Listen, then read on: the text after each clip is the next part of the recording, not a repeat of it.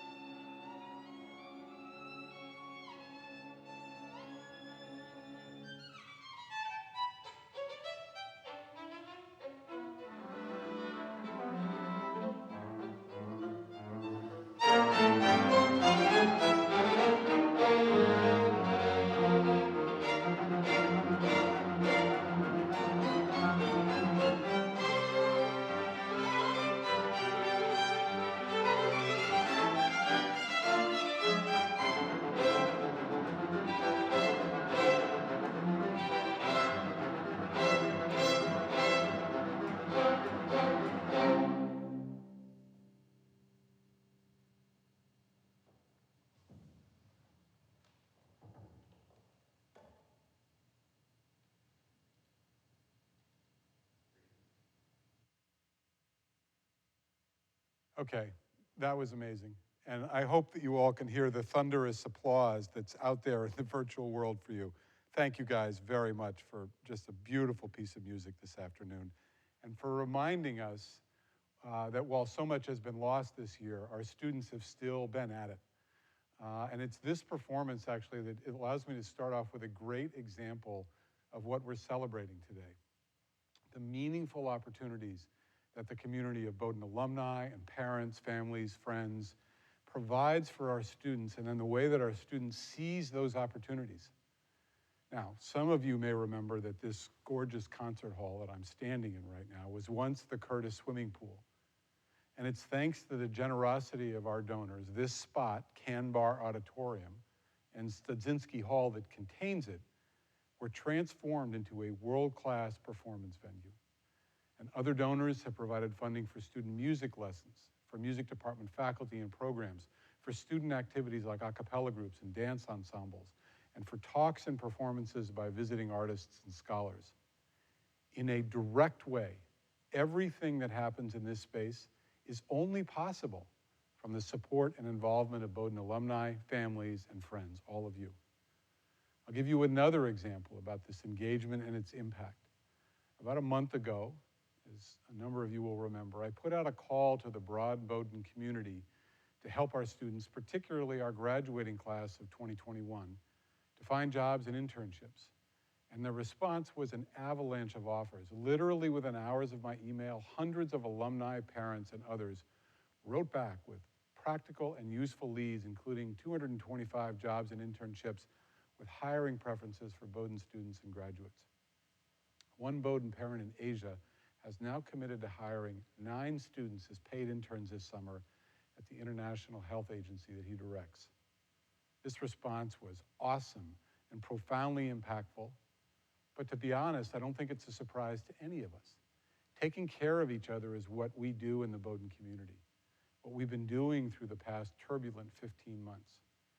But the uncertainty and the tumult of the past 15 months, of this uncertainty, this incredibly difficult time, has also brought out the best in Bowdoin people. As alumni, families, friends, all of you have turned their concern for our students and for our college into action, whether it's volunteering to conduct mock interviews for sophomores during their career boot camp that we have in the winter, providing financial support for new diversity, equity, and inclusion initiatives, or even playing the spoons at an online holiday gathering. Our community rallied.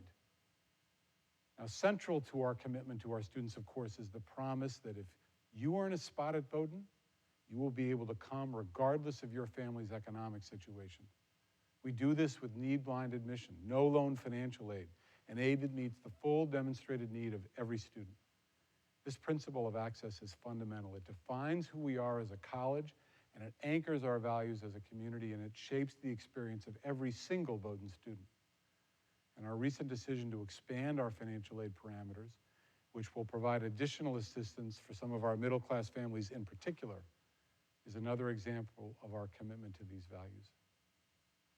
Now, up next, you'll hear some thoughts from student and alumni speakers about how being a part of our Bowdoin community has provided them with a unique set of opportunities that you make possible. You make the Bowdoin experience what it is, and I could not be more grateful to you. Our first speaker will be Jordan Daniel Lance, a member of the class of 2015. Jordan Daniel is currently an MBA candidate at Duke University's Fuqua School of Business, and he'll be working this summer at Pfizer, a name you may have heard of, as a pharmaceutical marketing summer associate. Before heading off to Duke, Jordan Daniel worked as a development officer at Alumni University, at American University, and at the nonprofit Urban Initiatives in Chicago. He also co-founded and served as CFO for Pride Pocket, an online LGBTQ+ resource center and crowdfunding platform. Jordan Daniel's service to Bowdoin since his graduation has been wide and deep.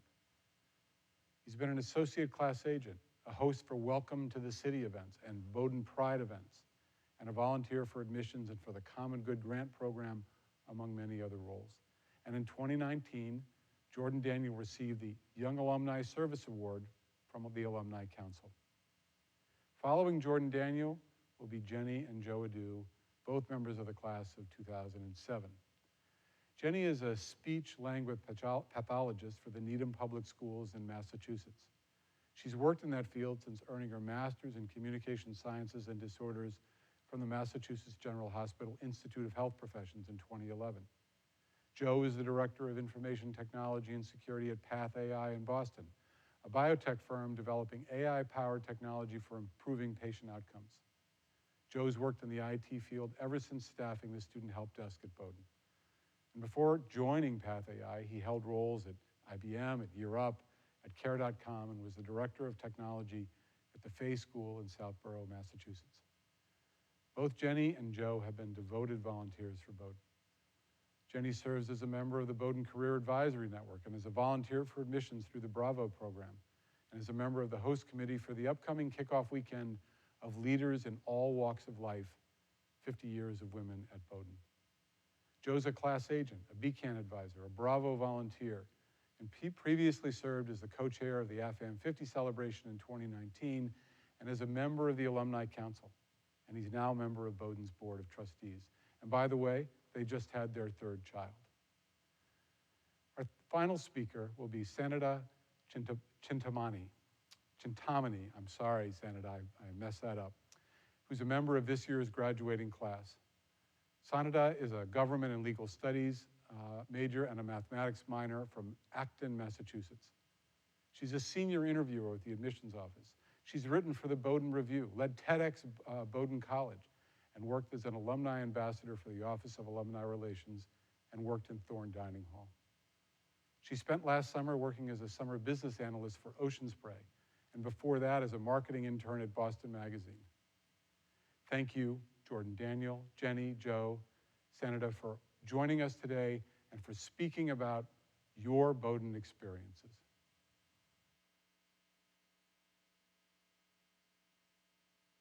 Hello, everybody. I'm Jordan Daniel Lance from the class of 2015. I am truly honored to be able to speak with you all today on the theme of opportunity for the Bowdoin community.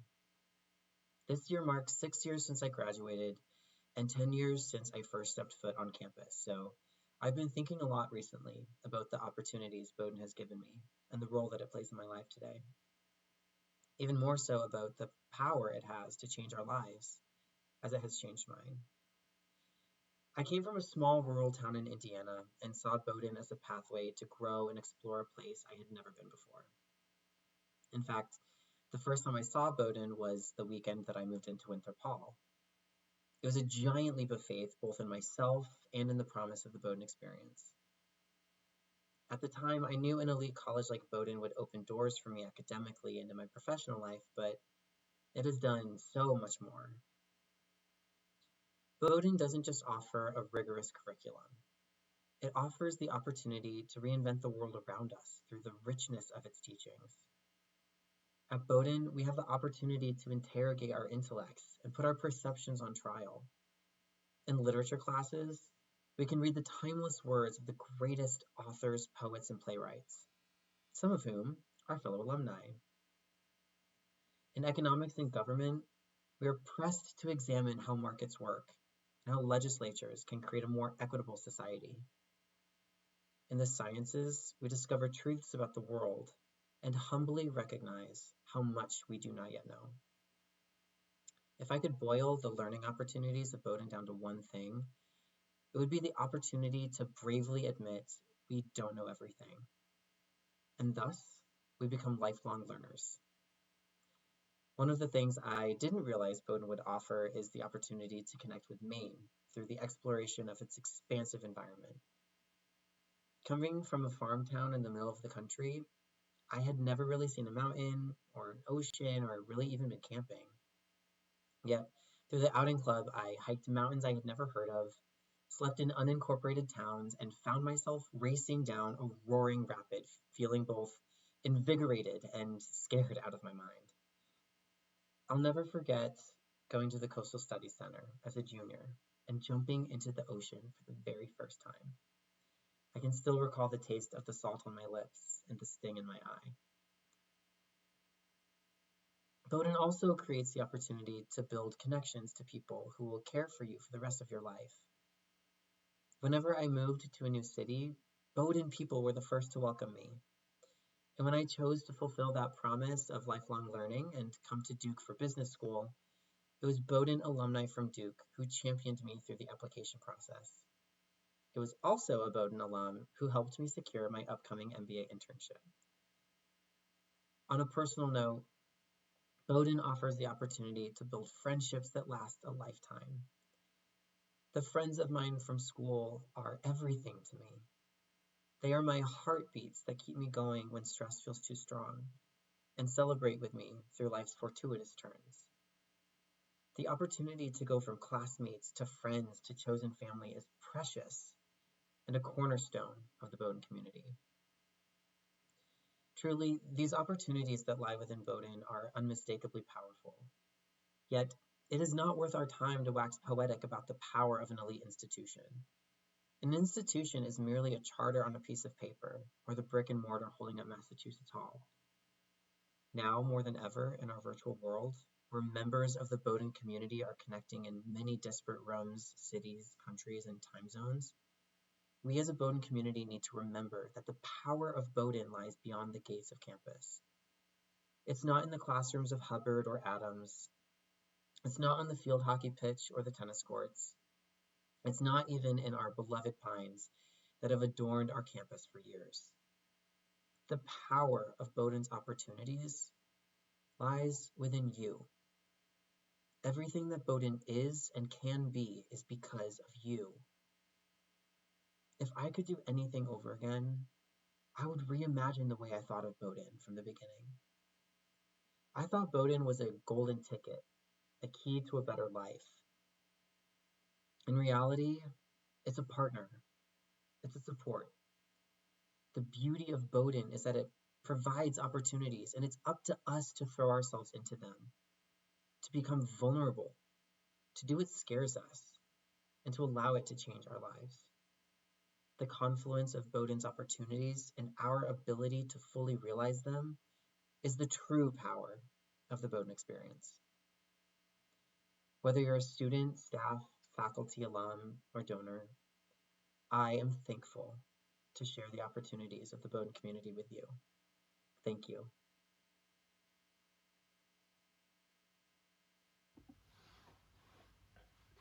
This past year, our country has been talking about why Black Lives Matter. More recently, the discourse has shifted to include aggression toward Asian people. These conversations have undoubtedly been heavy, unresolved, and personal for us. Even still, we navigate these difficult topics of race and belonging with relative ease in our current social networks. We reflect on our Bowdoin experience and know that the skill of conversing about privilege and injustice was and continues to be cultivated by the relationships we have formed within the Bowdoin community. I'm Joe. And I'm Jenny. We are class of 2007. During our 4 years at Bowdoin, we were privileged to have friends from places and cultures that were very different from our own. We are grateful to Bowdoin for bringing to campus such special individuals. As students, we and our peers welcomed and learned about each other's differences through friendly banter and lively debate on all sorts of topics, spanning politics, privilege, and a host of social issues. We spoke truths that reflected the diversity of our backgrounds and lived experiences, but we did so with a lighthearted spirit that was palatable, made us laugh, and also made us vulnerable. The intimacy of the Bowdoin campus, the open minds of the faculty and administrators and student body, and our bonds of friendship fostered casual and thoughtful exploration of heavy topics. In the years after we graduated, while we were younger professionals in DC and Boston, Joe and I had joked with each other. We said, now we have to watch what we say. We can't be as expressive as we were at Bowdoin. It wasn't that our conversations at Bowdoin were inappropriate. We quickly learned that our new peers were not as well equipped as our peers at Bowdoin in responding, reflecting, and bantering back while discussing those complex topics. Even though our words have been more measured and calculated since leaving the Bowdoin campus, we still feel equipped to speak with our non-Bowdoin friends and colleagues about those thorny subjects because our Bowdoin experience prepared us for it. We are honored to be a part of the inaugural Celebration of Opportunity and share with you why we continue to be engaged with Bowdoin as alums. We love to volunteer our time to Bowdoin because it has been a great way for us to build new relationships with the college and Bowdoin community and to educate us on important topics, viewpoints, and ways of engaging with current events in our larger community. Giving back financially is also very important to us, and we've tried to do that every year since graduating from Bowdoin because we benefited a great deal from the gifts and resources of others in the Bowdoin community while we were students. We are committed to making Bowdoin an even better place than it was for us, and to ensure that current and future students have similar opportunities as we did to form relationships that will last beyond Bowdoin and prepare them to be thriving members of society. Thank you, and go you Bears!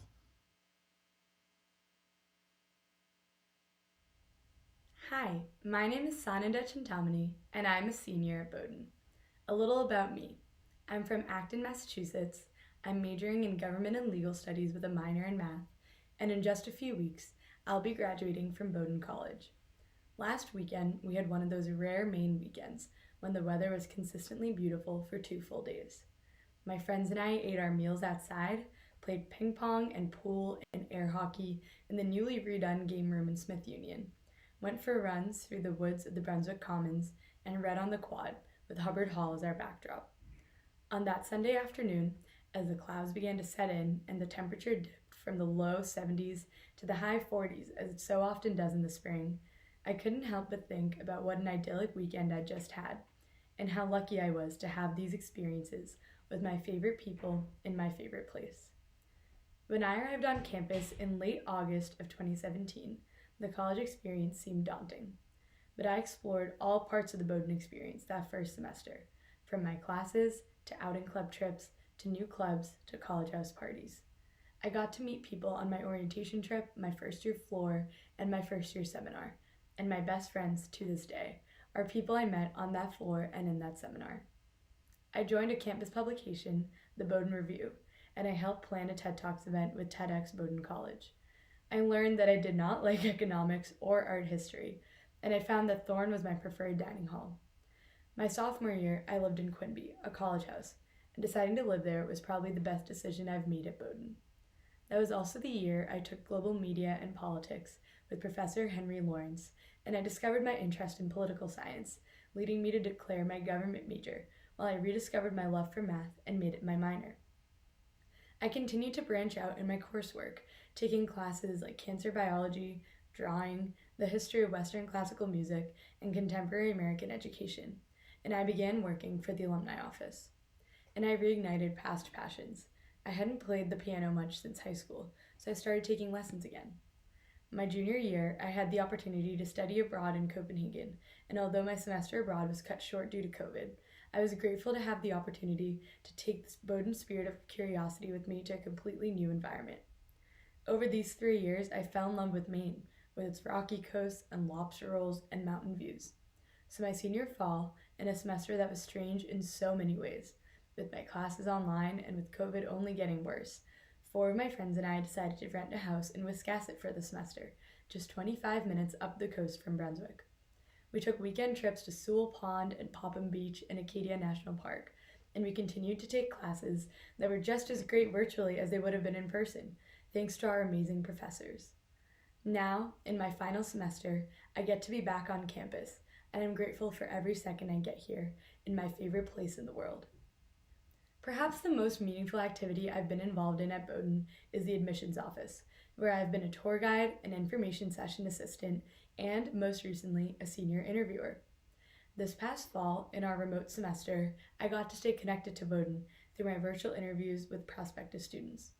Over the past few months, I've received numerous emails from students I interviewed back in the fall, who have now been accepted to the class of 2025. Each time, these emails leave me filled with emotion. What wouldn't I do to be in their shoes just starting out on my Bowdoin journey? Over the past 4 years, I've enjoyed every part of the Bowdoin experience. I still say hi to the dining hall employees I worked with at Thorne my first 2 years here. I look back fondly on those nights at the museum when we'd get dressed up, watch a cappella performances, and take in the art. And I'll always remember storming the football field my sophomore year when Bowdoin beat Bates. I watched as one of my roommates participated in the marine science semester at the Schiller Coastal Studies Center and found a passion for marine biology. Another one of my roommates just got a Fulbright scholarship and will be heading to Spain for the next year. As for me, I found an amazing job for next year thanks in part to the folks at the Career Exploration and Development Center. All in all, I could not be more grateful for the past 4 years, and I'm so lucky to have had such a positive experience despite the disruptions of COVID. Without alumni, families, and other donors, these experiences and opportunities would never have been possible. So I want to close by thanking you all for giving me, as well as my friends and classmates, such a wonderful college experience and a community I will hold dear for years to come. Raise songs to Bowdoin, praise her fame, and sound abroad her glorious name. To Bowdoin, Bowdoin, lift your song, and may the music echo long o'er whispering pines and campus fair, with sturdy light filling the air. Bowdoin from birth, our nurturer and friend, to thee we pledge our love again, again. While now in thy halls we stay, and breathe thy spirit day by day, oh may we thus so worthy be, to march in that proud company of poets, leaders, and each one who brings thee fame by deeds well done. Bowdoin from birth, our nurturer and friend, to thee we pledge our love again, again.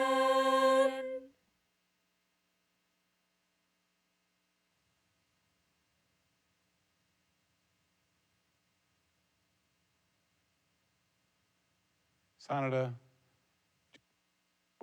Jordan, thank you for sharing something of your Bowdoin experience and the opportunities here with all of us.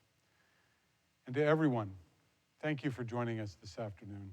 I cannot tell you how much I am looking forward to seeing you all back on campus as soon as it is safe to be here. And I know that that will be very soon. Until then, please take care of yourselves, your family, your friends, and thank you again for all that you do for Bowdoin.